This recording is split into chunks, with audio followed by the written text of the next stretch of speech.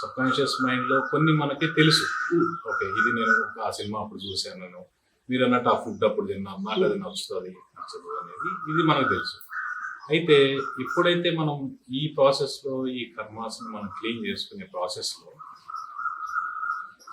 మీరు ఇప్పుడు అన్నారు మనకి తెలియనివి కొన్ని ఉంటాయి, లేదంటే మన పూర్వీకుల నుంచి కర్మాస్ నిజంగా అసలు ఈ కర్మాస్ అనేవి క్యారీ అవుతాయా ఒకటి, అయితే ఈ ప్రాసెస్లో అవి ఎలా క్లియర్ అవుతాయి?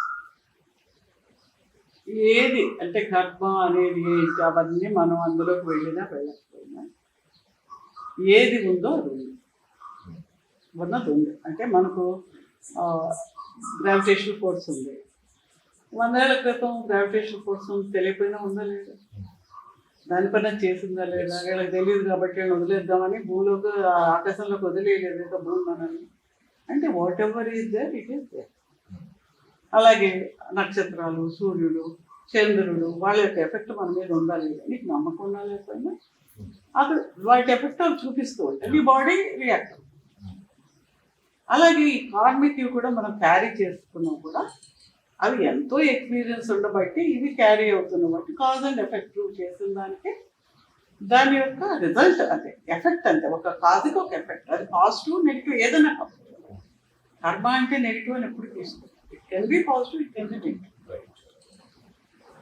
కాబట్టి ఆ నెగిటివిటీ ఉన్నాయి అంటే మనకి జీవితంలో సమస్య వచ్చింది అంటే there is a negative energy bond between that person, మనకు మధ్య ఒక నెగిటివ్ ఎనర్జీ ఉన్నట్టు బాండ్, ఒక సిచ్యుయేషన్, ఒక ప్లేస్. అవి ఆ నెగిటివిటీ అంటే ఇప్పుడు మనం కుర్చీలో కూర్చొని లేవగానే దీనికి మనకు ఎనర్జీ కనెక్షన్స్ పడిపోతుంది. ఇప్పుడు మనం ఏదో మంచి స్ప్రే కొట్టుకుని మీరు వెళ్తే మీరు వెళ్ళిన కాసేపు కూడా ఆ రూమ్లో స్ప్రే ఉంటుంది కదా, నాకు ఏది చూపించాం అన్నగా ఉంది కదా, స్మెల్ ఉంది తెలుసు.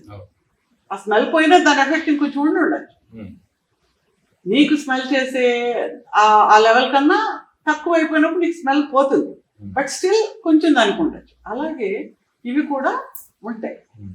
ఎప్పుడైతే మనం ఈ ప్రాసెస్ చేసి ఎనర్జీ క్లియర్ అయినప్పుడు మీ సమస్య మీకు తీరింది అనుకోండి, మీకు కావాల్సింది మీ సమస్య తీరడం. మీకు సైన్స్ కావాలా, వేదాంతం కావాలా, పండితులు కావాలా, మీకు మీ సమస్య క్లియర్ అవడం. You have to do experiment. ఇప్పుడు ఏదో మంచి గులాబ్ జామ్ బాగుంది బాగుంది బాగుంది కదా, మీరు తింటే కదా మీకు రుచి ఉందో లేదో తెలిసేది. You feel like taste, you have to do and clean your self.